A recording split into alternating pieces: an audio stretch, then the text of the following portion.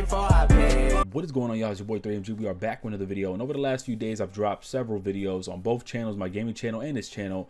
And particularly on this channel, I've been dropping like reaction videos, videos of mental illness and other stuff like that. And I got my 3MG stories coming out. I got another mental illness video dropping tomorrow. Just pretty much in the mental illness videos, it's not really me, it's about the things I know and working in that field of mental health, and just really trying to spit some like knowledge and some information about you guys and just some awareness, because I'm aware of what's going on in today's society, and a lot of people just don't like talking about the subject, whereas I like to open this conversation. I like having a conversation. I appreciate you guys, because a lot of you guys give me great feedback in the comment section and actually want me to continue to talk about it, because I believe a lot of you guys may in some shape or form may be interested in wanting to learn more about it. You know, we see things every day, but we probably don't ask ourselves like, what is going on in this individual's head?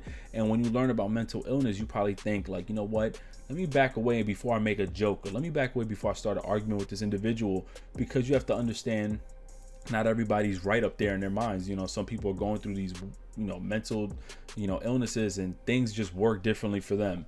But overall, I respect a lot of you guys, and I appreciate those who told me and opened up and expressed the things they go through in their lives. So I appreciate that a lot.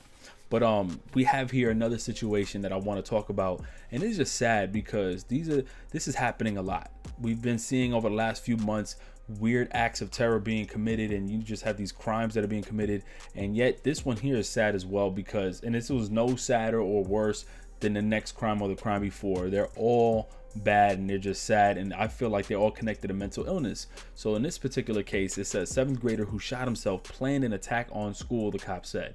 Pretty much this individual who lives in Ohio, he went to an Ohio middle school, and he's only 13 years old. He's a 7th grader. Decided he wanted to plan out like this school shooting, and instead changed his mind to kill himself in the bathroom. Now I know a lot of you guys may say, well, good thing he killed himself and he didn't kill a lot of others or harmed other people, which is true, but at the same time it's still a sad situation because he's only 13. And my belief is your mind is not fully developed, not even at the age of 25. I feel like we're constantly learning over and over. Every single day we learn something new, but to have your mind fully developed, everything, you're still young. You know what I'm saying? Like, you're not nurtured enough. Like, you don't have that ability to even make these type of decisions. And it's sad, man, because I feel like maybe this individual didn't have the proper help. Well, I don't have that much information as far as what's going on in his private life, but let's just read the article here. It says a 7th grader who shot and killed himself inside a Ohio middle school restroom last week was planning to shoot others at the school before changing his mind at the last second, police chief said. The boy, 13-year-old Keith Simmons, came out of the bathroom holding a semi-automatic rifle just before classes began, and then abruptly went back inside and shot himself in the head, said Jackson Township Police Chief Mark Brink. It says police don't know why Simmons didn't carry out the attack, but probably never will. The police chief said we should thank God every day, whatever made him change his mind, Brink said, which is true.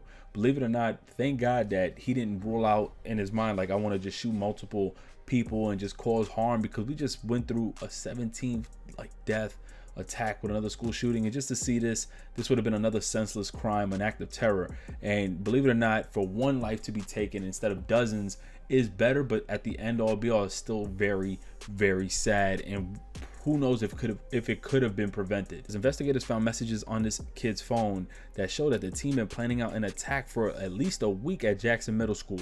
He also showed admiration for the 2 students who carried out the Columbine school shooting in Colorado nearly 19 years ago. In quote, he wrote this on his phone. I'd hurt and destroy something bigger, but my school's an easy target. Simmons wrote in one message found on his phone. Another message he wrote, I want to leave a lasting impression on the world. He said in another message, days before, he took a .22 caliber gun to school February 20th and wrote, I'm going to die doing it. You're medically ill. That person suffers from some mental illness. There's no way not some normal human being is not going to come out in their mind psychologically just speaking, just not rule something out in their mind and then carry themselves out as they're normal. This kid has some sort of hate in him, or he might have been mentally ill inside, may not even been taking meds. Maybe his parents neglect whatever kind of signs and signals that show that this kid is not mentally stable up there. And that happens a lot, and people wait to the last minute to where they're like, yo, this kid is unstoppable, or this gentleman or this female is unstoppable, and that's when you see these crimes being committed.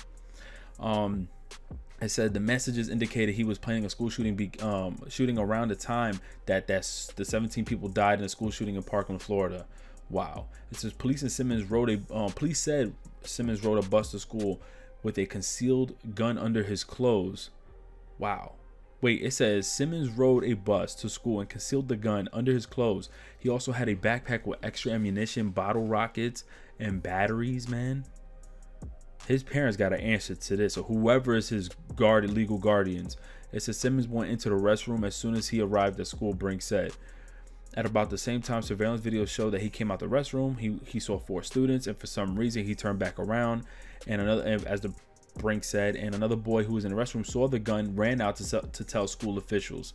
And it says Simmons died a day later, and Summit County Medical Examiner officers ruled the death a suicide. Now, so the chief said it doesn't appear anyone else knew about the boy's plan. Well, we don't know that yet because this is still under investigation. But also the reason why the police chiefs know all this information is because there were surveillance cameras in the school and they seen Simmons walking and carrying himself out with the rifle or whatever the case is. I just think the situation is just extremely sad now. Multiple questions is, what would have caused this kid in his head? And just to really counter that, I would just say it's mental illness. Whatever mental illness he had, whether if it was anger issues that led to something like, well, I wouldn't want to say anger issues, but depression. It could have been schizophrenia. He could have had some sort of paranoia. He could have just not been himself. Do we know if he was taking drugs? Because I don't want to hear what anybody says. There's kids 10 years old, 11 years old that I've encountered who's taking drugs that I had to talk with. Like, trust me, there's these kids out there who take this crazy shit. Like I said, there's parents out there who neglect their kids. I don't know what's this young kids, it's sad, but I don't know what's his situation at home. But all I know is that a lot of these kids, they take drugs, and the shit is just utter clusterfuck of just nonsense, senseless crimes that are being committed from a lot of these kids at home.